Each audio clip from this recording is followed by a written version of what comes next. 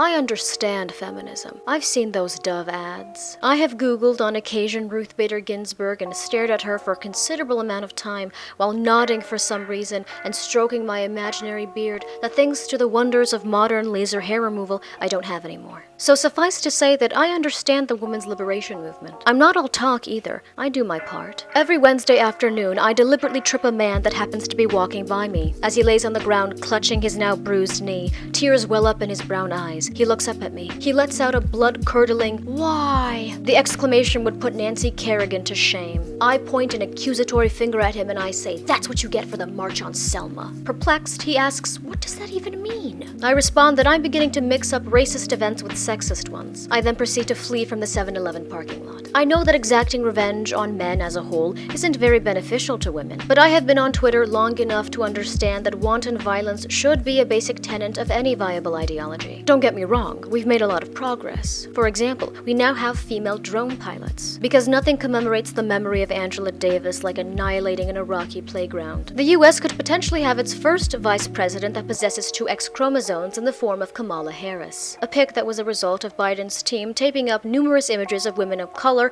onto a board and just having old man Joe throw a dart and whichever one it landed on was selected. A good amount of those women weren't even politicians. I think half of them were just stock photo images of black women enthusiastically eating salad. On closer inspection, one of them might have actually been Missy Elliott. In this day and age of fourth-wave corporate pseudo-feminism, virtually anything that women do as a collective is framed as being empowering. So much so that if a diverse group of women met every single Friday night in a warehouse to competitively eat heads of iceberg lettuce, BuzzFeed would label it the modern-day Seneca Falls Convention. There is one arena, however, in which women have been lagging severely, and feminists have been oddly quiet about this. I am talking, of course, about dictatorships. Oh yes, we have yet to see a legitimate female dictator. I have had enough of male tyrant after male tyrant, standing in tacky 3-piece suits, talking at length about how their power and strength is on par with that of a lion, or some other animal that they delusionally think that they are comparable to, despite the fact that the only similarity that they share with a male lion is that both of them have probably committed infanticide and can only stay erect for 10 seconds. When will the time come for a woman to emerge as the leader of a totalitarian regime, finally proving to the naysayers and misogynists that yes, a woman can